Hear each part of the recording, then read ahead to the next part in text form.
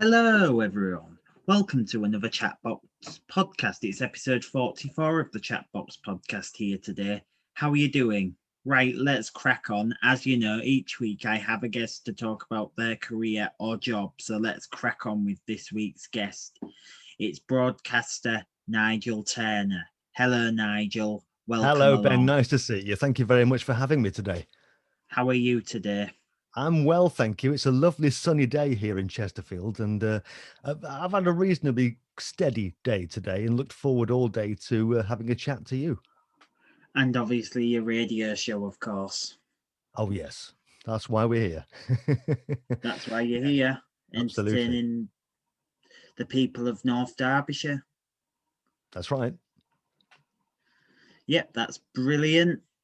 5 questions here today about your broadcast career, if that's okay. Absolutely. You might know who I am already. I know you're Ben Lister, and I know you are a friend of the stars, Ben. So I'm looking forward to talking to you. Of course I am. Don't be so modest. I'm not really. I'm just a person who never leaves who hasn't left his hometown in a while, who does his broadcasts from his hometown. Nothing wrong with Hull. I remember years and years ago, I was at university in Hull, and I remember that accent so well that you have so clearly. Have we time for me to tell you a short story? Sure. Okay, well, I studied music at Hull, lived on Cranbrook Avenue, as it happens, and very often called into the drama department. And I remember it was snowing one Christmas time whilst we were all across in Hull, and I called into the drama department to meet a friend of mine who was there, and a lady called Noreen was on the reception desk. Moaning that people weren't able to get into the university to go to work or to study that day. And she just said to me, "There's Nurse Nur on Beverly Road." And I absolutely love it. That accent is brilliant. Yep, that's about 20 minutes in that direction from me. Yeah, I miss Hull. I don't go back often enough, actually. Your colleague, Mr. Goldsmith, was here a few months ago. Yes, he was. He was at Viking. He moved from Peak FM, of course, to go to do breakfast over at Viking, didn't he? He sure did. Mm. Uh, five. Are you ready to rumble in the jungle, as I always Let's say? rumble. Oh yes, let's rumble together. Okay, let's go for it. Question 1. Where did you start your broadcast career? Oh, right. Well, I was about 15 at the time and a bit too young to go to hospital radio. I was playing in a band at the time. I was playing keyboards in a band in Chesterfield, doing local clubs and so on. But when I finally got to 16, I decided to leave the band and to make a move into what I hoped would be my future career. So the local hospital here in Chesterfield at that time hadn't got a hospital radio station. The nearest one to me was over in Sheffield, based at Lodgemore Hospital. It was called Northern Radio, and it broadcast to the 8 major hospitals right across Sheffield. And I started there and spent 6 or 7 very, very happy years there. Doing everything, going to see the patients, learning how to edit, learning how to present, learning how to be part of a team. And that's exactly where I started in Sheffield. And from there, of course, I was able then to get to know people who worked at the other 2 radio stations in the city. And I was able then to go ahead and go and work for the BBC over at Westbourne Road, as it was then, and later, of course, at Radio Hallam. So that hospital radio was a really good stepping stone into what you might call proper radio. And I also know, as well as being a broadcaster, that you are a funeral director. Oh, not a funeral director. What I do is the more pleasant side of the job, really. I lead services at the crematorium. So, if people have lost someone close to them, I'll go and talk to them, and I will gather information together to build the service that I lead for the person at Chesterfield Crematorium. But I also work for, oh gosh, about 10 funeral directors, and I take services over in Derby, in Mansfield and in Sheffield as well. So yeah, broadcasting isn't my full-time career, but I've gone back to it more recently in the last sort of 8 months or so, having had a fairly lengthy break. But yeah, the day job is what it is. I love doing that, but I'm also loving being back on the radio again. Yep. Question 2. Who were your inspirations in broadcasting growing up? Oh, blimey. Well, this goes back to the time when I was about 7. And at the time, we had in the living room at home in Chesterfield an old radiogram, more a piece of furniture, and it played records. And I would sit and I would play records just on and on and on all the time on repeat. And then for my 7th birthday, I received a what would you call it? A clock radio, I think it was. Yes, it was. And Radio 2 became a favorite radio station. And the people that I was listening to before I went off to school were people like Ray Moore, who did the early shift, and Terry Wogan, of course. And they were people that I looked up to. And it was about then that I started to think that maybe working in radio one day might be something that I could do. So those are the main two. But as I got older, maybe sort of early teenage years, I moved away a bit from Radio 2. I grew out of it a little bit. And I listened then, of course, more to the stations over in Sheffield. And Radio Hallam, as it was called then, was a station that I listened to more and more. Got a real interest in music as well, obviously, as a growing teenager. And I was listening regularly to people like Dave Kilner and listening to other presenters on the radio station, people who've been there for a long, long time. And then, of course, having gone through hospital radio, I got to, well, really meet the dream. The dream came true. Not only had I listened to these people on Radio Hallam, I was now able to go and work alongside them. And that, for me, was absolutely fantastic. You know, it was just so lovely to be able to actually meet these people face to face and work with them. And actually, there were 2 people in particular who I looked up to even more. There's an old photograph of the old Radio 1 and Radio 2 presenters sitting on some steps, the steps of a church quite near to Broadcasting House. People like Tony Blackburn, people like Noel Edmonds, Terry Wogan, those sorts of people. And a certain Keith Skews, of course, is on that photograph as well, as is Johnny Moran. And when Radio Hallam started, it was Keith who came as program director in 1974 when Radio Hallam started. I'd looked up to Keith for a long time, and now was able to work alongside him, but also the great Roger Moffat, who you might have heard of, Ben. He did some work on hospital radio, would you believe, after all that long career in real national radio. So I was working alongside not only people like Dave Kilner and Phil Bodmer and people like that when I was at Hallam, Bruce Edwards, of course, as well, but also working alongside people that I really looked up to. Keith Skews, who's still a great friend of mine today, and the great Roger Moffat, of course. Yeah, I actually saw a picture with Tony Blackburn, Tommy Vance, Lance. Was it Tommy Lance who was on Tommy Radio Vance, that's right. Yeah. Tommy Vance, Tony Blackburn, Chris Tarrant, Neil Fox, all of them in one photo.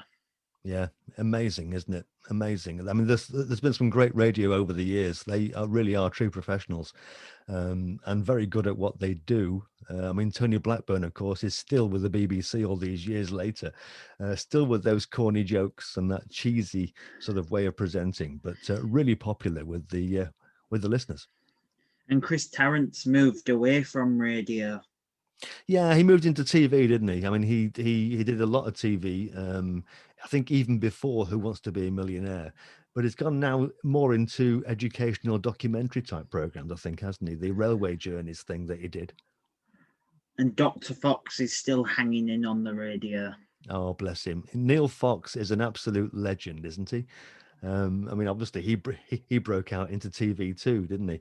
But so slick on air, absolutely brilliant. And now he's on Nation in the morning from his shed. Yes, he is. Well, we're all working from home, Ben, at the moment, of course. Anyway, so yeah, he'll be no different to the rest of us. And he said it was because sometimes before his show, he sometimes takes his dog along the banks of the River Thames because he lives in London. Absolutely. Yes, he still lives down there, doesn't he? Yeah. And what a place to walk your dog first thing.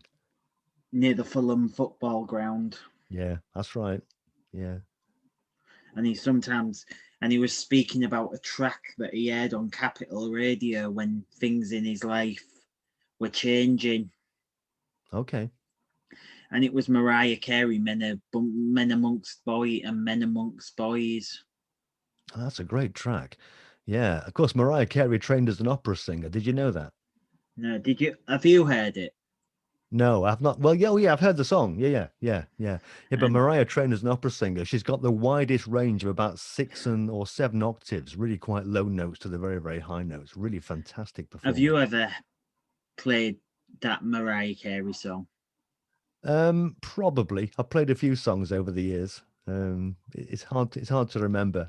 But I mean, certainly it's well worth digging out. In fact, after we've finished this afternoon, I'm going to go off and dig it out and try and play it on my Chesterfield radio show.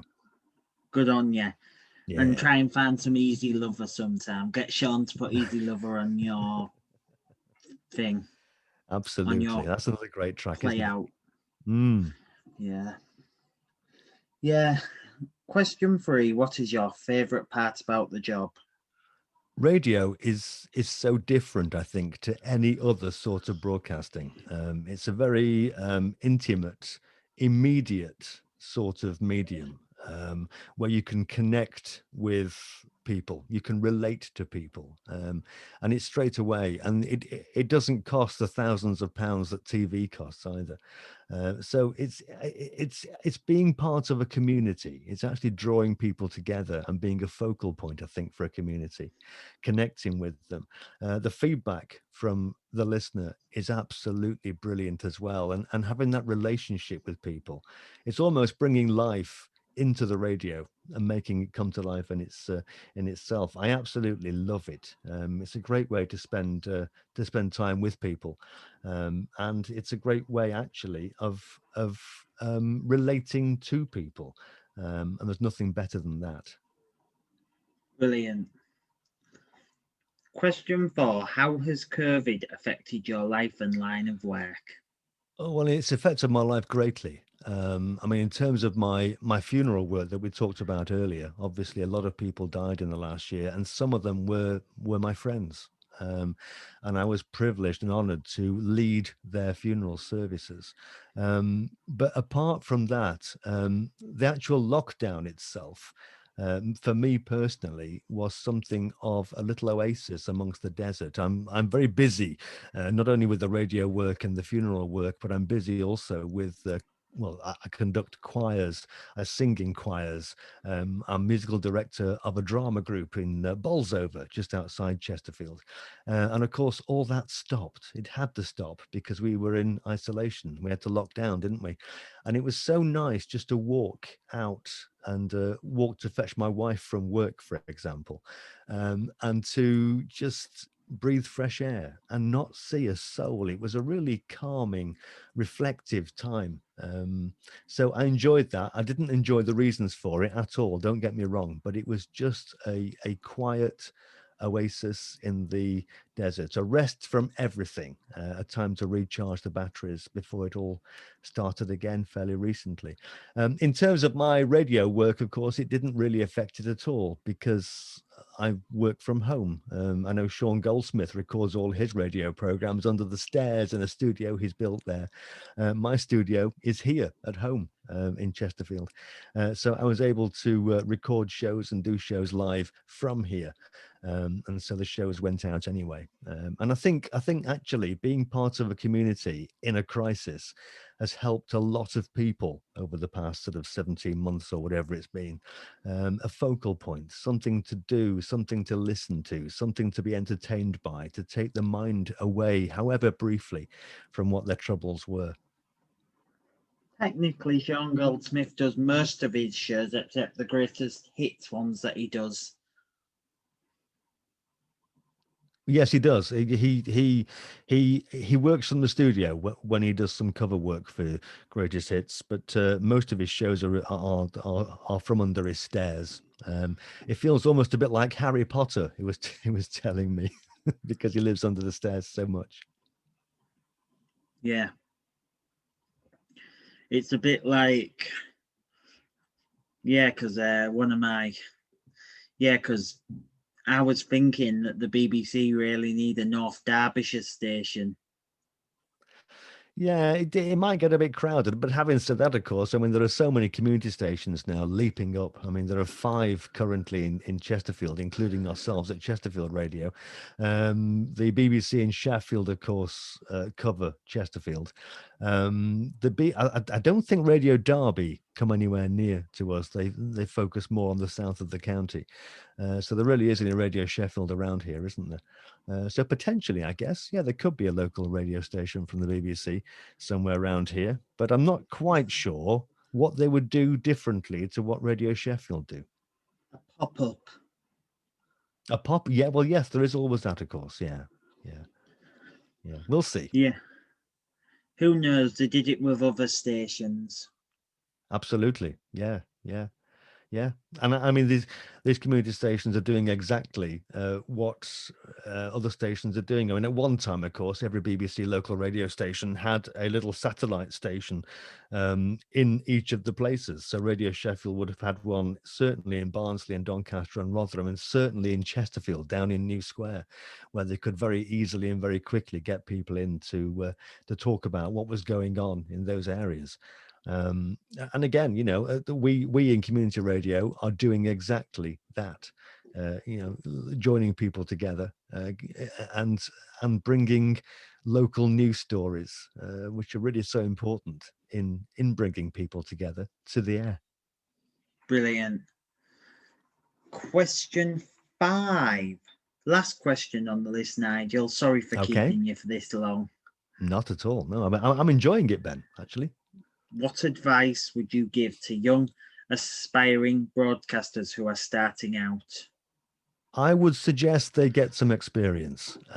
Certainly in hospital radio, it served me so well all those years in Sheffield up at Lodgemore Hospital, working with the hospital radio team there, because you are working for a real purpose, and it's not to sit there and talk about your friends. It's not to go there and be the big I am. You're there because the patients need you, because they're in hospital, and so many skills can be learnt and can be practiced. It's not all about sitting behind a microphone. There are so many jobs in broadcasting that you need to know about to get the whole picture before you go in there. So it's radio for the right reasons. You learn your skills, you practice, and you're part of a team. That again is a really important thing.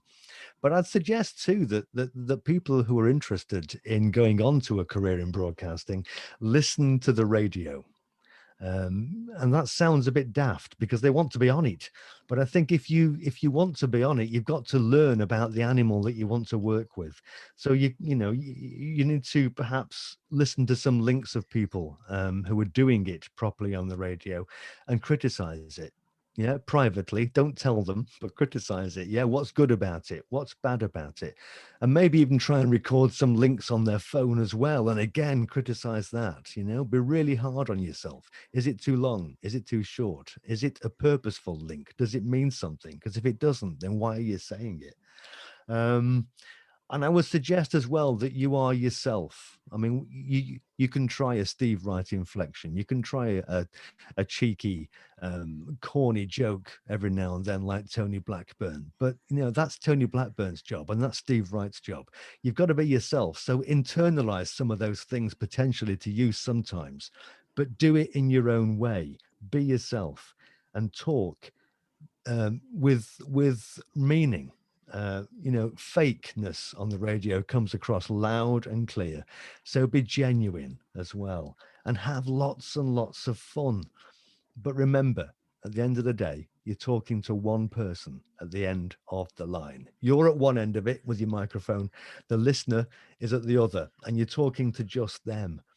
And really importantly, I think the most important piece of advice that I would give anybody is when you do finally get onto the radio, be it hospital radio or community radio, or indeed, any other radio station, it's the station that's the real star. And you as a presenter are one of the small cogs within that team that you're working with. And you all individually polish that star to make the station what it is. Brilliant. That's it for today. Thank you for joining us, Nigel. Well, thanks for having me. I've enjoyed it, Ben. Thank you. Do join me again for another Chatbox podcast very soon, but for now, please give it up for the legendary Nigel Turner. Thank you very much. Do join me again soon for another podcast. Thank you very much for listening and watching. But for now, that's a wrap.